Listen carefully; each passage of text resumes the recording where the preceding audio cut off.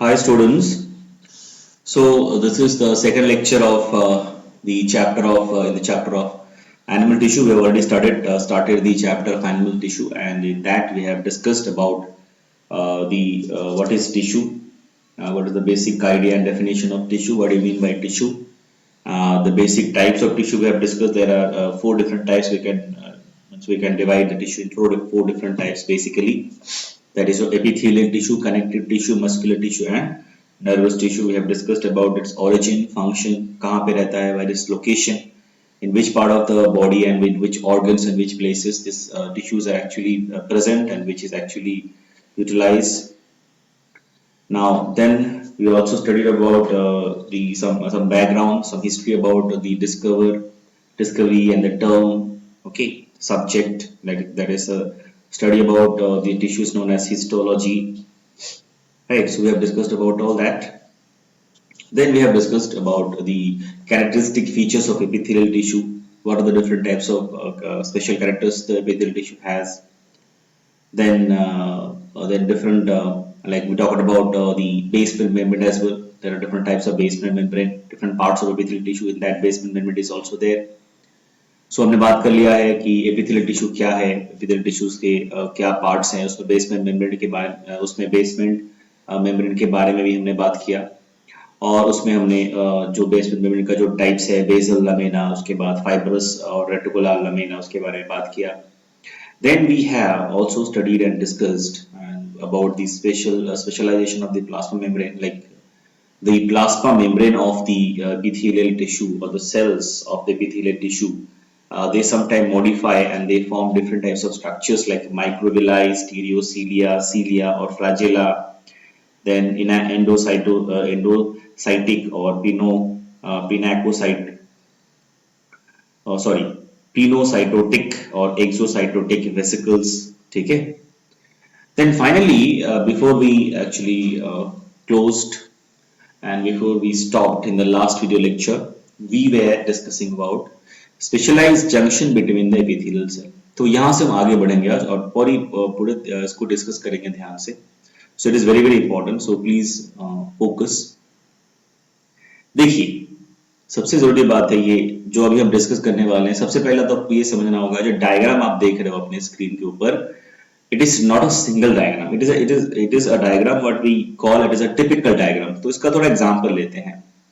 मान लीजिए कि अगर हम किसी सेल के बारे में पढ़ते हैं, अगर हम सेल का जो डायग्राम हम देखते हैं तो उसमें हमने क्या देखा होगा, आपने पढ़ा होगा जूनियर क्लासेस में कि सेल में जो ऑर्गेनली है, जैसे न्यूक्लियस होता होगा, आपने पढ़ा होगा एक सेल के अंदर न्यूक्लियस आपने स्टडी किया है, डायग्राम में देखा है. न्यूक्लियस है, गोल्जी बॉडी है, उसके बाद एंडोप्लाज्मिक रेटिकुलम है, उसके बाद वैक्यूल्स है ना, एटसेट्रा.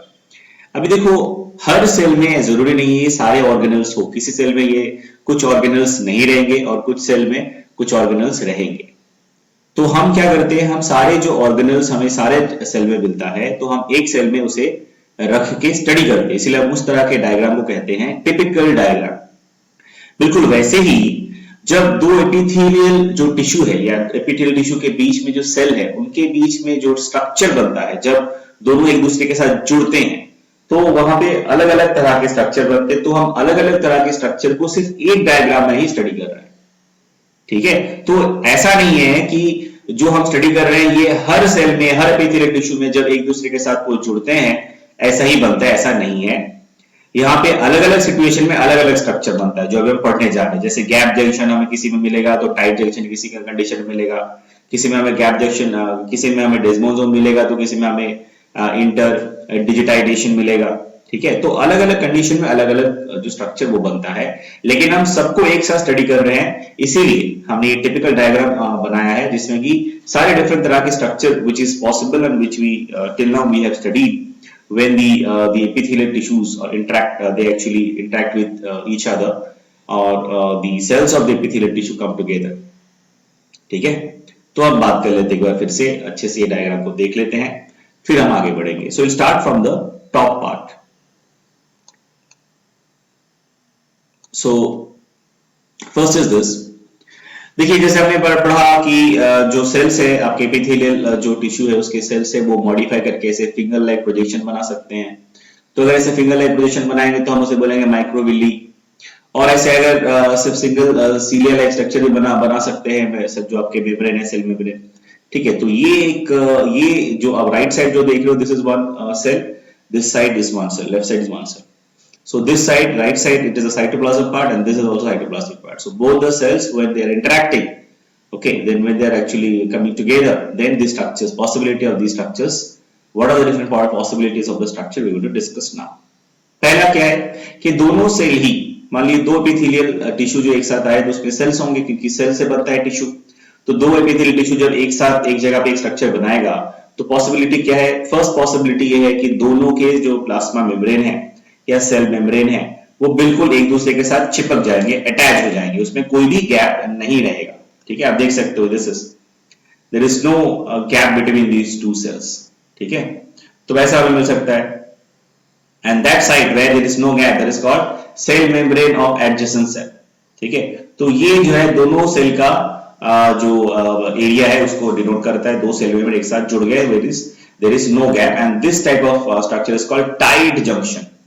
इसे हम क्या बोलते हैं? Tight junction. क्यों टाइट जंक्शन बोलते हैं? Because both the cell membranes are tightly attached with each other. ठीक है, तो एक दूसरे के साथ बहुत ही टाइटली अटैच्ड है, बीच में कोई भी गैप नहीं है. तो ये एक कंडीशन है, पहला ये कंडीशन हम पढ़ रहे हैं. अगर ऐसा है किसी स्ट्रक्चर में दो एपिथेलियल टिश्यू इंटरैक्ट कर रहे हैं, दोनों के सेल अगर इंटरैक्ट कर रहे हैं और दोनों के बीच में कोई भी, दोनों के सेल मेम्ब्रेन के बीच में कोई भी गैप नहीं है, तो हम उस तरह के स्ट्रक्चर को कहते हैं टाइट जंक्शन. और दूसरा नाम क्या है? जोना ऑक्लूडेंस. दूसरा नाम क्या है? जोना ऑक्लूडेंस. OCCLUDENS, ऑक्लूडेंस, जोना ऑक्लूडेंस. ठीक है, अब ये पहला कंडीशन है. दूसरा भी देखते हैं इसके बाद और क्या हो सकता है. एक तो है कि दोनों के बीच में कोई गैप नहीं होगा, दो सेल मेम्ब्रेन बिल्कुल एक साथ जुड़ जाएंगे. दूसरा हो सकता है कि दोनों के बीच में गैप हो जाए, दोनों सेल मेम्ब्रेन के बीच में गैप हो जाए. तो हम देख सकते हैं जो हमारा दूसरा स्ट्रक्चर है, this is the second structure, what we can see, there is a gap between the cell membrane, they are not properly attached. ठीक है, बीच में गैप है. तो अगर ऐसा गैप है तो उसे बोलते हैं इंटरसेल्युलर स्पेस. क्या कहते हैं उसे हम? Intercellular space. ठीक है, अब देखो दूसरा है कि हमने अभी देखा कि टाइट जंक्शन मतलब बिल्कुल भी कोई स्पेस नहीं है, लेकिन इसके बाद एक दूसरा स्ट्रक्चर हमें देखने हमें मिलता है, जिसमें क्या है कि जो सेल मेम्ब्रेन है वो अटैच तो है, दोनों एक दूसरे के साथ जुड़े हैं, लेकिन ऐसा नहीं है कि बिल्कुल बीच में कोई गैप नहीं है, बिल्कुल बीच में ऐसा एकदम भी गैप नहीं है फिर भी जुड़े हुए, ऐसा नहीं है. दोनों एक दूसरे के साथ, दो सेल मेम्ब्रेन एक दूसरे के साथ जुड़े हैं, लेकिन बीच में गैप भी है. अगर ऐसा स्ट्रक्चर है तो हम उसे कहते हैं गैप जंक्शन. क्या कहते हैं हम उसे? Gap junction. ठीक है ना. So that is also one possibility. Let us move on and see some other possibilities as well. और क्या हो सकते हैं? अब देखिए गैप जंक्शन के बाद अगर हम देखेंगे और क्या स्ट्रक्चर हमें देखने मिलता है, तो वो है ये कि दो जो स्ट्रक्चर होगा दोनों के बीच में अटैचमेंट होगा, जिसे हम बोलते हैं एडहेरेंट जंक्शन और एडहेरिंग जंक्शन जिसे हम कहते हैं. ठीक है, या फिर जोनुला एडहेरेंस भी हम जिसे मतलब शॉर्ट में अलग अलग नाम से पुकारते हैं, जोनुला एडहेरेंस. तो उसमें आप अगर ध्यान से देखेंगे तो क्या होगा, आपको क्या मिलेगा कि there is a dense plug. आप देखोगे there is a dense plug, दिख रहा है आपको? There is a dense plug like structure on cytoplasmic site of each plasma membrane. देखो इस तरफ भी डेंस प्लग जैसा होगा, मैंने डार्क मार्क किया है, यहां पे भी डेंस प्लग जैसा है. तो इस तरफ राइट साइड के प्लाज्मा जो साइटोप्लाज्मिक मेम्ब्रेन है उसमें भी है, लेफ्ट साइड की साइटोप्लाज्मिक मेम्ब्रेन उसमें भी है. ठीक है, और जिसमें से आपको दिख रहा होगा थ्रेड लाइक स्ट्रक्चर जो हमने बनाया है यहाँ पे, this are nothing, this are microfilament. ठीक है, फ्रॉम विच फाइन माइक्रोफिलामेंट, जो किससे बना है? Those are made up of protein, and that protein are actin, ACTIN, actin, those microfilaments of actin. तो यहां से दोनों साइड से, इधर में भी जो माइक्रोफिलामेंट है लेफ्ट साइड और राइट साइड में दोनों साइड से थ्रेड लाइक जो स्ट्रक्चर आपको दिख रहे हैं, this are microfilament which are protein actin, जो कि हमें वहां से दिखेगा, which is actually fine microfilaments are actually extend from into the cytoplasm, जो कि साइटोप्लाज्म के अंदर की तरफ जा रहा है, हमें दिख रहा है.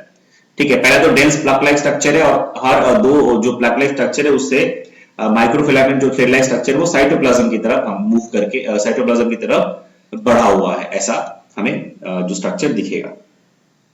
ठीक है, तो इसका जो रियल फंक्शन है वो तो एग्जैक्टली क्लियर नहीं है, लेकिन it is believed that these are having function of anchoring.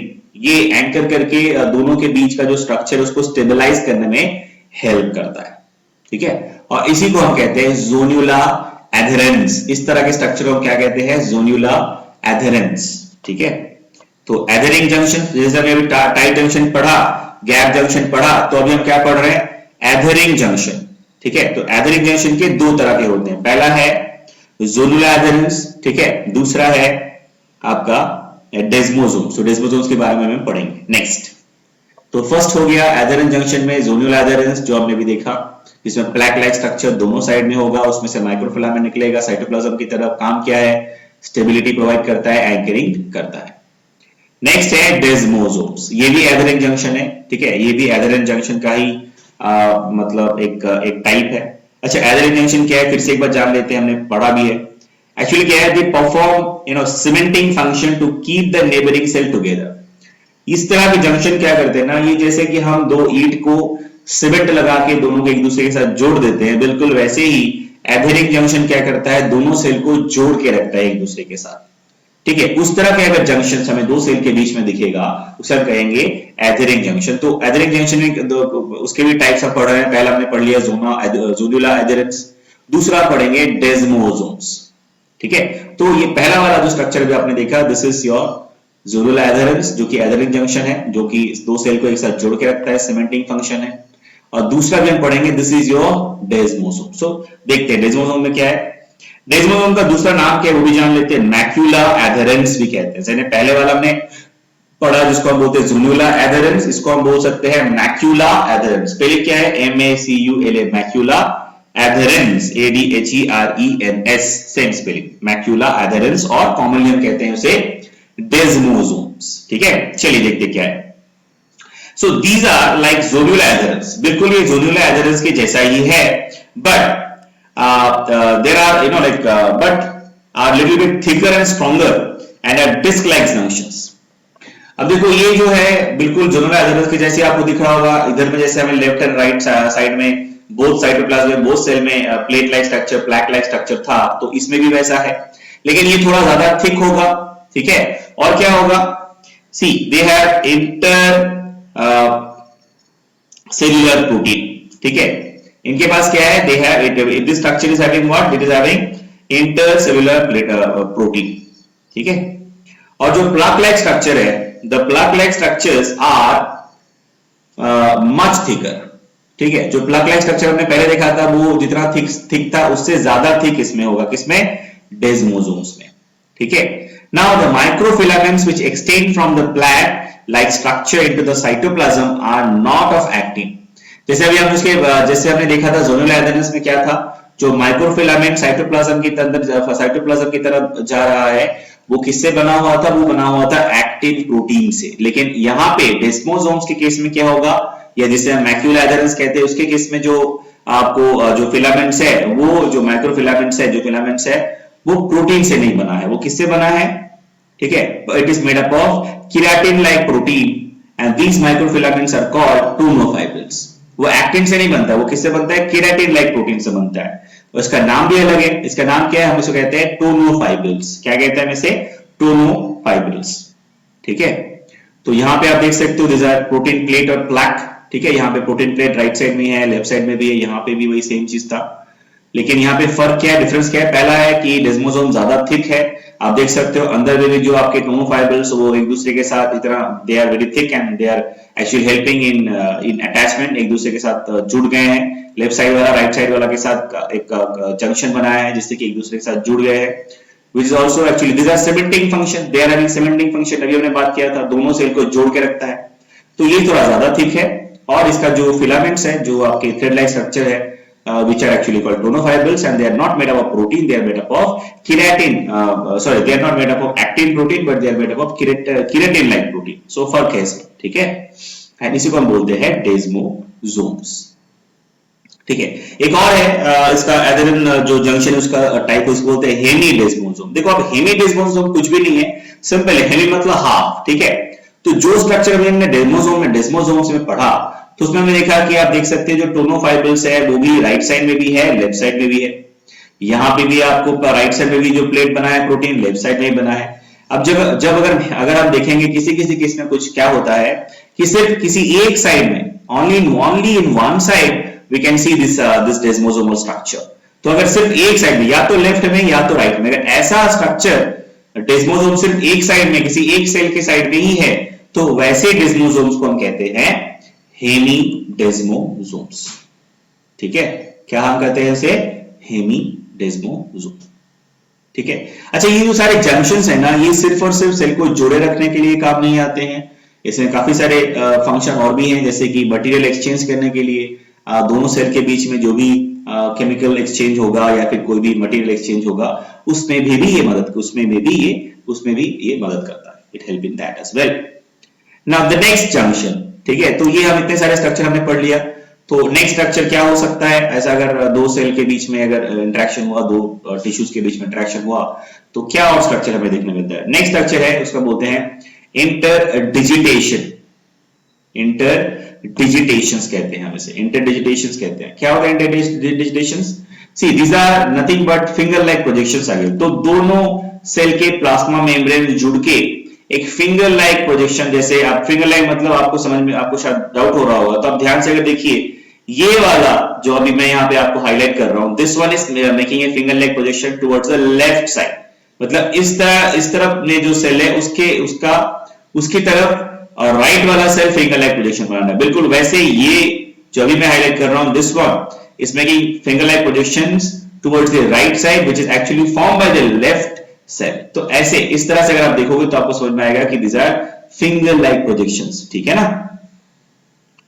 Now these are finger like processes of the cell membrane of adjacent cells and they increase the area of surface of contact between the two adjacent cells. Therefore their adhesion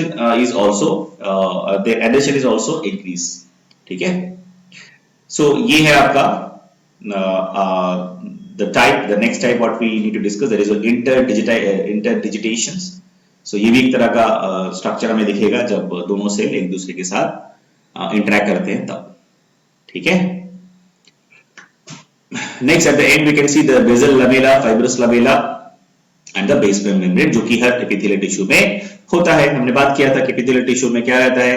epithelial tissue are actually they are at the end they are actually present on the basement membrane, and the basement membrane is a non-cellular membrane and it is having also two parts, that is your basal lamella and the fibrous lamella.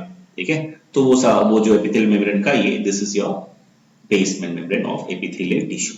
क्योंकि हम दोनों epithelial tissue के बीच में interaction होने से क्या क्या junction बन सकता है उसके बारे में पढ़ रहे थे ना. चलिए next.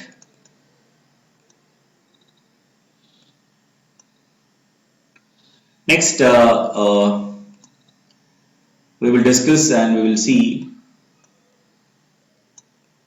and so I think I have already discussed this part. So that is the intercellular bridges. I believe this was this one is clear to all of you. So we'll move on to the next part now and we'll continue. ठीक है.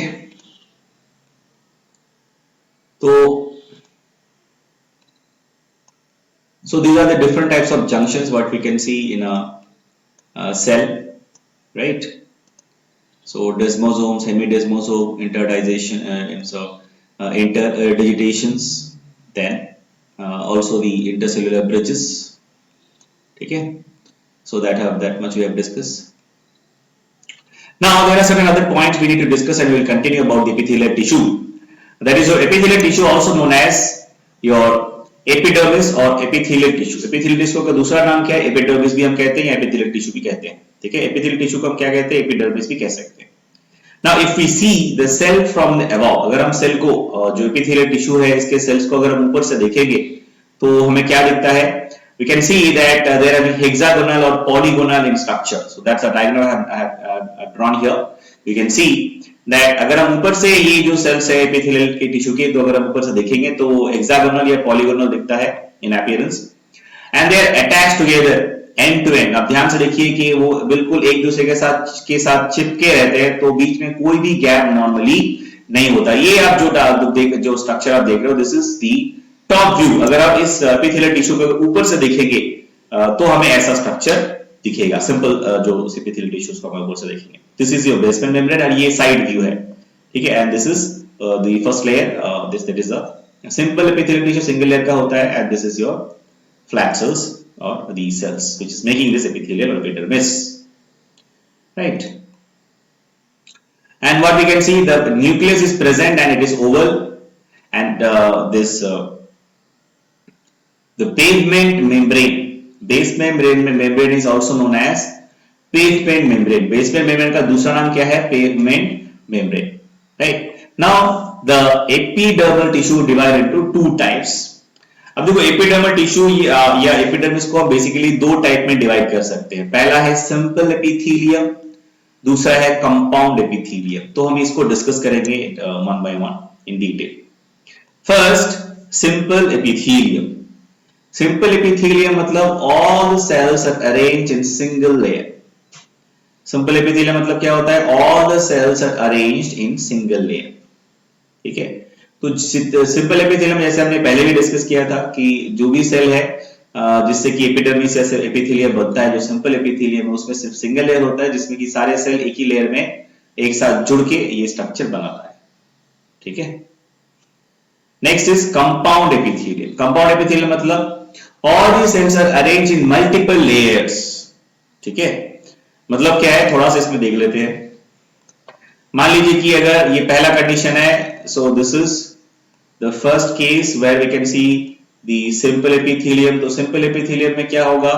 सिर्फ एक ऐसा आपका membrane होगा। तो we can see this is the first layer, sorry single layer. So all the cell in the case of, ये क्या है, ये जो डायग्राम मैंने बनाया है जो somewhat I can just want to show you, थोड़ा दिखाने के लिए। तो सिंपल जो एपिथेलियम है, ठीक है ना, तो सिंपल एपिथेलियम में क्या होता है? सिर्फ एक सिंगल लेयर होता है ऐसा, और उसके नीचे क्या होगा? बेसमेंट मेम्ब्रेन होगा। सारे सेल एक सिंगल लेयर में आके एक ये स्ट्रक्चर बनाते हैं। कौन सा? सिंपल एपिथेलियम पे। लेकिन कंपाउंड एपिथेलियम में क्या होता है? ऐसा नहीं होता। कंपाउंड एपिथेलियम में क्या होगा? ऐसे जो लेयर ऑफ सेल्स है, ऐसे मल्टीपल, एक होगा उसके ऊपर एक होगा उसके ऊपर एक होगा, ऐसे करके multiple layers of cell will come together and then the structure what we can see will form, that is called compound epithelium. So there is a difference. Simple epithelium मतलब सिर्फ और सिर्फ एक लेयर होगा सेल का जो एक दूसरे के साथ जुड़ के बनाएगा, उसके नीचे बेसमेंट मेम्ब्रेन होगा। लेकिन कंपाउंड एपिथेलियम में क्या होगा? There are multiple layers of cell will come together and they will arrange one above another, and finally at the lowermost layer just below that the basement membrane will be present. And that is the way the compound epithelium is formed, or that is the structure of the compound epithelium, ठीक है। इसके अलावा एक और तरह का epithelium tissue होता है, that also we need to discuss, that is called transitional epithelium. We'll discuss in detail, बस यहाँ पे आपको थोड़ा सा I will give you overview। देखो ट्रांजिशनल से पता चल रहा होगा, ट्रांजिशन मतलब हम बोलते हैं ना ट्रांजिशन फेज, ट्रांजिट मतलब एक दो स्टेज के बीच का स्टेज, ठीक है। लेफ्ट साइड राइट साइड, तो बीच में भी एक पॉइंट होगा, पोजीशन होगा, दैट इज ट्रांजिशनल पोजीशन, ठीक है। तो देख लेते हैं, this are also multi layer, by when stretches it become 1 to 2 layers. क्या कह रहा है? कह रहा है कि नॉर्मली ये भी मल्टी लेयर से बना होता है, बहुत सारे लेयर से बनता है, मतलब ये भी एक तरह का कंपाउंड एपिथेलियम ही है। लेकिन जब हम इसे खींचेंगे, स्ट्रेच करेंगे, जो स्ट्रक्चर ट्रांजिशनल एपिथेलियम से बना है, अगर हम उसे खींचेंगे, अगर हम उसे स्ट्रेच करेंगे, तो वो जो मल्टीपल लेयर ऊपर में एक साथ है, बहुत सारे मल्टीपल लेयर से बना है, वो क्या होगा? वो भी स्ट्रेच होके फाइनली मान लीजिए कि एक मल्टीपल लेयर मतलब 5-7 लेयर से एक स्ट्रक्चर बना है, एक एपिथेलियल टिश्यू बना है। जब उसे स्ट्रेच करेंगे, वो सारे लेयर क्या होगा? मतलब रिड्यूस होके 2 लेयर बन जाएगा, और जो स्ट्रेचेबिलिटी है उस टिश्यू का वो इंक्रीज हो जाएगा, ठीक है। So that is called transitional epithelium, ठीक है, that is called transitional epithelium. Now in an organ the outer and inner both linings are epithelial tissue. ये मैंने आपको पहले ही बताया था। किसी भी ऑर्गन, जैसे लीवर का ले लो, उसका बाहर वाला स्ट्रक्चर किससे बना होता है? वो भी एपिथेलियल से बना होता है। और इनर मोस्ट पार्ट जो होता है वो भी, जैसे हमने बात किया था स्टमक, ठीक है। तो स्टमक का जो इनर मोस्ट लेयर है, अंदर वाला जो पार्ट है वो किससे बना है, वो किससे कवर्ड है, कौन से सेल से लाइन है, कौन से टिश्यू से लाइन है, that is also by epidermal और एपिथेलियल टिश्यू और एपिथेलियल टिश्यू। ठीक है। So this is very very important. किसी भी ऑर्गन का आउटर मोस्ट और इनर मोस्ट जो लाइनिंग है it is made up of epidermal tissue. ठीक है। अब देखो ये जो सेल्स है आपके सॉरी ये जो टिश्यूज है एपिथेलियल टिश्यूज, ये भी बहुत तरह के हैं और क्यों ये हम इसको डिवाइड कर सकते हैं अलग अलग तरीके से on the basis of the cell as well. जिस तरह के सेल मतलब किस तरह के सेल, हम यहाँ पे शेप की बात कर रहे हैं कि अगर किस शेप का सेल मिलके कोई एक पर्टिकुलर एपिथेलियल टिश्यू बनाता है, on that basis we can also categorise. और हमें कितने तरह के सेल मिलते हैं, कितने शेप के सेल मिलते हैं, ये different types of epithelial tissue में, उसके बारे में बात करते हैं। पहला हमें फ्लैट सेल मिलेगा कुछ एपिथेलियल टिश्यू में। ठीक है। उसमें क्या होगा, न्यूक्लियस जो है ओवल होगा और सेंटर में लोकेटेड होगा। दूसरा है हमें और क्या सेल मिलेगा, एक तो फ्लैट मिला, दूसरा क्यूबॉइडल शेप का सेल मिलेगा जो कि एपिथेलियल टिश्यू बनाता है। इसमें क्या होगा, न्यूक्लियस जो होगा वो बड़ा होगा और ये भी सेंटर में लोकेटेड होगा। ठीक है ना। तो तीसरा तरह का सेल हमें क्या मिलेगा, इस तरह का जो एपिथेलियल टिश्यूज में कोलुमनार टाइप का मिलेगा। इसमें जो न्यूक्लियस होगा ये लोअर साइड में प्लेस्ड होता है, सेल के लोअर साइड में रहता है जो आपका न्यूक्लियस है। ठीक है। So depending upon the shape of the cell we can classify the simple and compound epithelium. तो सिंपल और कंपाउंड एपिथेलियम में किस तरह के सेल है, किस शेप के सेल से वो पर्टिकुलर सिंपल या कंपाउंड एपिथेलियम टिश्यू बना है, उसके बेसिस में भी हम डिवाइड कर सकते हैं ये जो एपिथेलियल टिश्यू है इनको डिफरेंट कैटेगरीज में। तो उसके बारे में हम पढ़ेंगे अभी। पहला हम सिंपल एपिथेलियम को देखेंगे। On the basis of the shape of the cell what it has, we have divided the simple epithelium in different categories, so we will discuss one by one. First, the cell present in a single layer. Simple मतलब पहले मैंने बताया, फिर से ये भी same चीज repeat करेंगे। सिंपल मतलब एक ही सेल के लेयर से बना होगा, ठीक है ना। और कंपाउंड मतलब मल्टीपल सेल के लेयर से जो टिश्यू बनेगा, जो एपिथेलियल टिश्यू बनेगा उसे बोलते हैं कंपाउंड एपिथेलियम। ठीक है।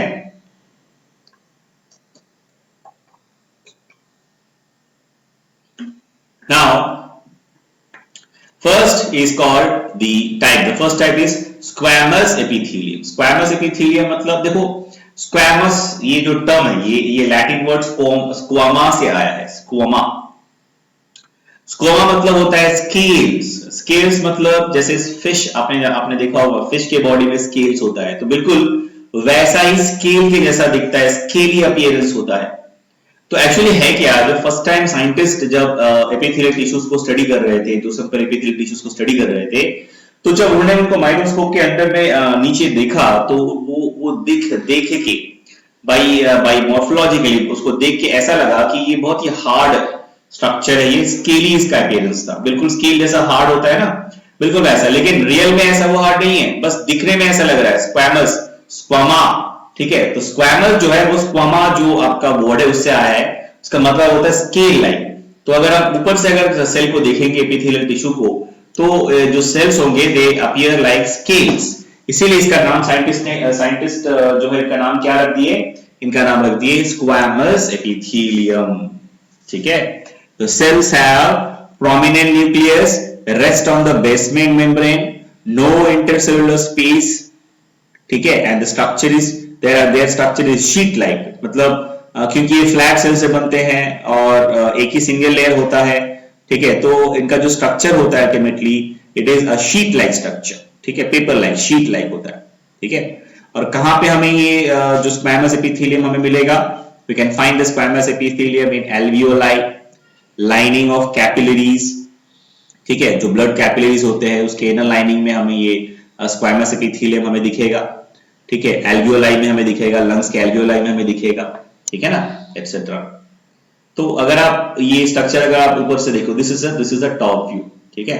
सो देखो न्यूक्लियस बीच में प्रेजेंट है, तो अगर आप ऊपर से इस टिश्यू को देखेंगे स्क्वैमस एपिथेलियम को, तो ये स्केली अपीयरेंस है, इसका स्केल जैसा दिखता है और स्केल जैसा हार्ड स्ट्रक्चर ऐसा हमें देख के लगेगा, इसीलिए हमने इसका नाम रखा है स्क्वैमस एपिथेलियम, ठीक है। नेक्स्ट क्यूबॉइडल एपिथेलियम, ठीक है, नेक्स्ट है आपका क्यूबॉइडल एपिथेलियम। क्यूबॉइडल एपिथेलियम मतलब सी अब देखो नाम से आपको पता चल रहा होगा कि सेल का शेप क्या है। यहाँ पे सेल का जो स्ट्रक्चर है कैसा है, वो क्यूब शेप का है। आप देख सकते हो it is a cube shape. So that's why immediately and it is because it is a simple epithelium, that's why they all are made up of a single layer। तो आप देख सकते हो बहुत सारे क्यूब शेप के cell एक साथ जुड़ के ये स्ट्रक्चर बनाया है। बिल्कुल उसके नीचे आप देख सकते हो the basement membrane is present and these are called, because of that it is called, these are called cuboidal epithelium। ठीक है, so cuboidal epithelium is made up of cuboidal cells and the cuboidal cells are present in the gonads। कहां पे रहता है cuboidal cells? gonad में हमें मिलेगा। ठीक है, and because it is fine, because we can find this cuboidal cells in gonads, that's why we also gave the name to this cuboidal epithelium। We have given a different name as well, and the name is germinal epithelium। क्या कहते हैं इसे? Germinal epithelium. तो germinal epithelium किसका synonymous है? Cuboidal epithelium का। कहां पे हमें मिलेगा? गोनैड से मिलेगा। तो ये बहुत इंपॉर्टेंट है, ये आपको याद रखना होगा। ठीक है, next now we can find one more modification of this cells. अब ये जो सेल्स है इसमें हम और भी मॉडिफिकेशन हमें देखने मिलेगा। देख सकते हैं, हम देख सकते हैं like we can find a modification of the cells that is on the free surface the cilia can be present। ठीक है, अभी जैसे थोड़ा डायग्राम को हमें यहाँ पे देखना होगा। जैसे अभी हम देख रहे हैं कि ये एक नॉर्मल जो बहुत सारे क्यूबॉइडल शेप के सेल है, एक लाइन में एक लेयर बना के सिंपल जो क्यूबॉइडल एपिथेलियम उसको बनाया है। इससे मॉडिफिकेशन क्या हो सकता है और क्या चांसेस है? इसमें ऐसे सीलिया बन सकते हैं। There is a possibility of formation of cilia as well. तो अगर ऐसा कोई एपिथेलियम है जिसमें जो कि क्यूबॉइडल सेल से बना है और उसमें से सीलिया भी है, ठीक है, तो हम उसे क्या बोल सकते हैं? Ciliated cuboidal epithelium. क्या कह सकते हैं हम उसे?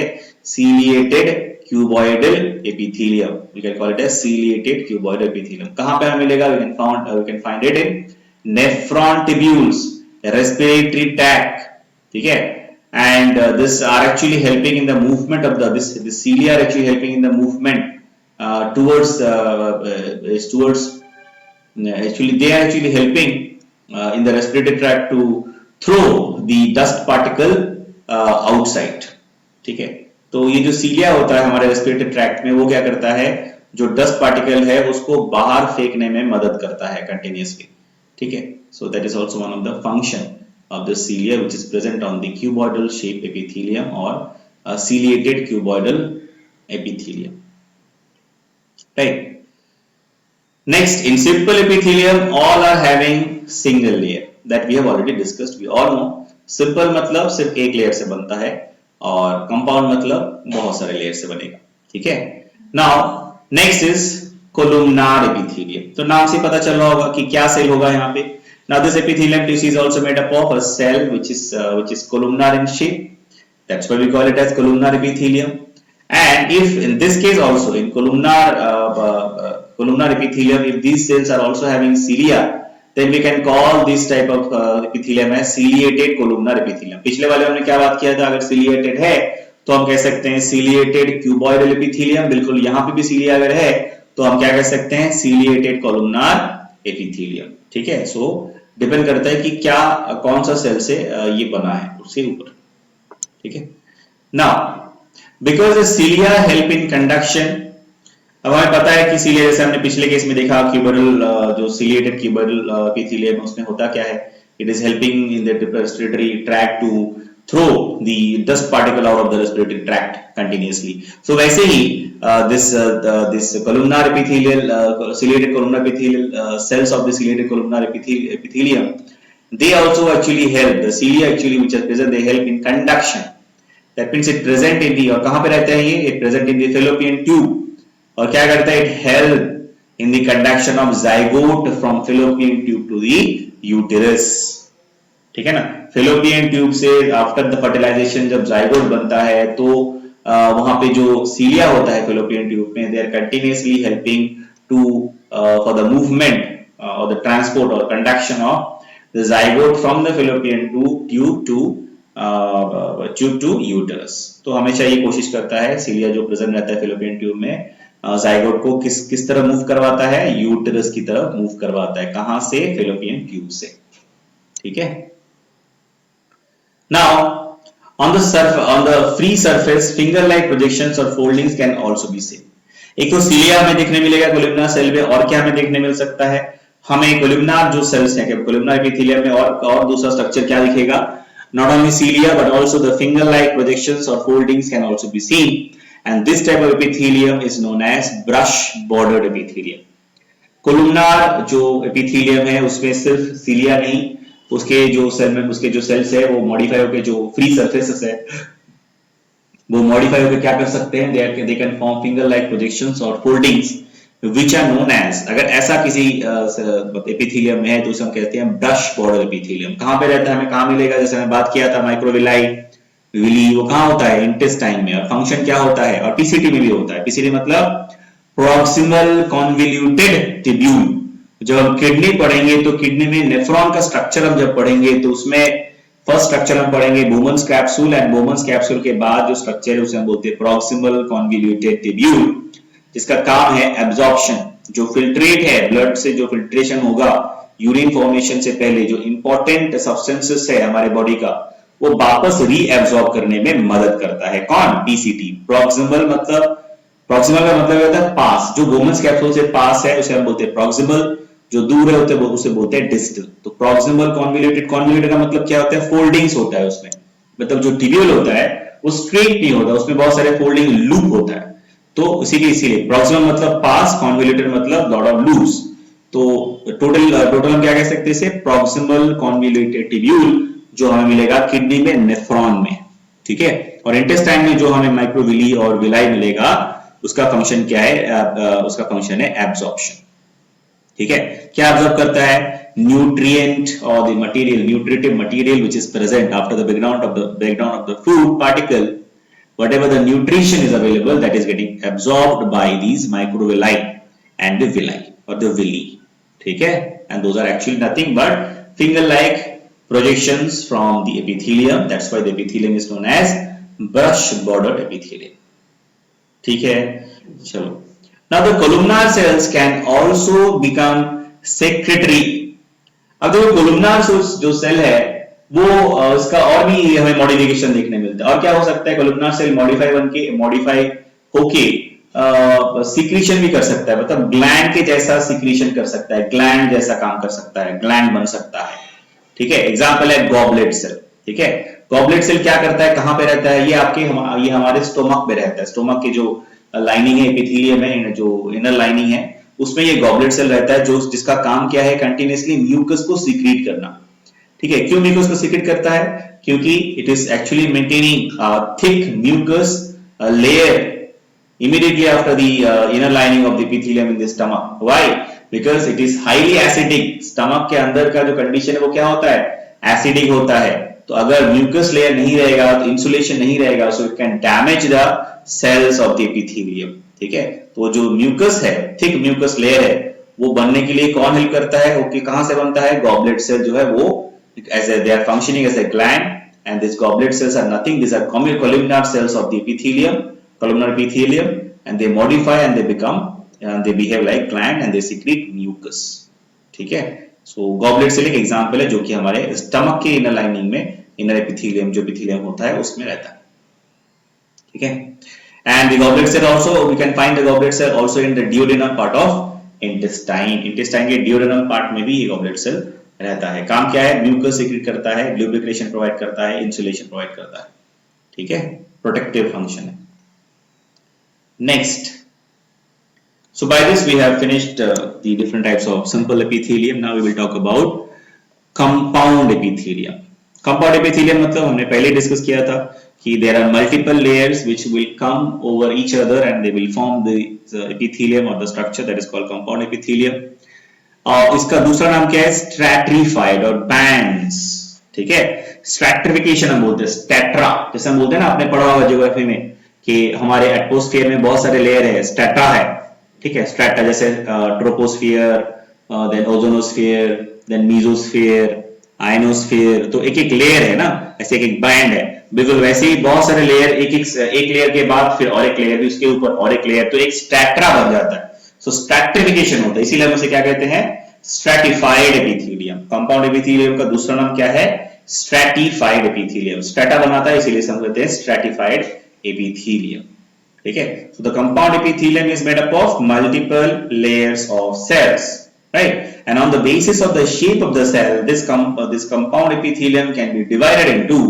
अब देखो कंपाउंड एपिथेलियम जो इसमें भी बहुत अलग अलग तरह के सेल शेप से बनता है, तो on that basis also again we can divide the compound epithelium in other different types. So let us discuss one by one. First, the stratified squamous epithelium। देखिए ये बिल्कुल बिल्कुल वैसा ही है जैसे हमने पहले पढ़ा था स्क्वैमस, सिंपल स्क्वैमस एपिथेलियम। तो इसमें क्या होगा कि जो सेल होगा, एपिथेलियम का जो सेल होगा, उसके स्ट्रक्चर जो शेप है वो बिल्कुल स्क्वैमस जैसे होंगे, जैसे हमने पहले बात किया स्केल टाइप, राइट? लेकिन इसमें होगा क्या, पहले हमने क्या देखा था, सिंपल स्क्वैमस एपिथेलियम में सिर्फ एक सिंगल लेयर था। इसमें आप देख सकते हो डायग्राम में कि इसमें कितने सारे लेयर्स है। They have multiple layers. Can you see there are multiple layers and at the end it is the basement membrane which is present. ठीक है, तो the cells are flat but present in multiple layer and only the last layer rest on basement membrane। पहले भी हमने discuss किया है, बहुत सारा लेयर तो होगा लेकिन सिर्फ जो लास्ट लेयर है वही बेसमेंट मेम्ब्रेन के ऊपर रहेगा। ठीक है, लास्ट लेयर के नीचे रहेगा basement membrane, right? I hope it is clear. let's move on.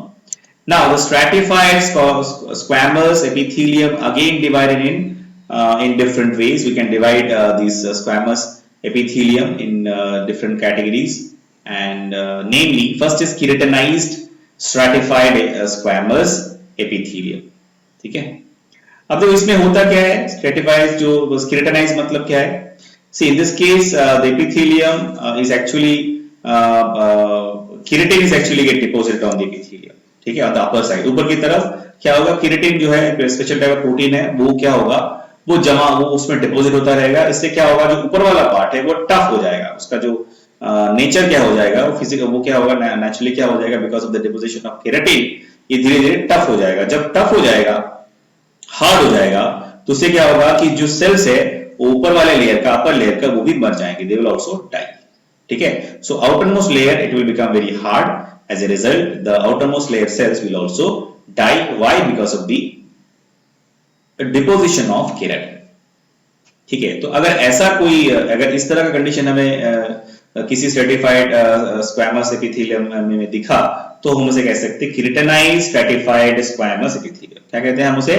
Keratinised squamous epithelium, stratified squamous epithelium.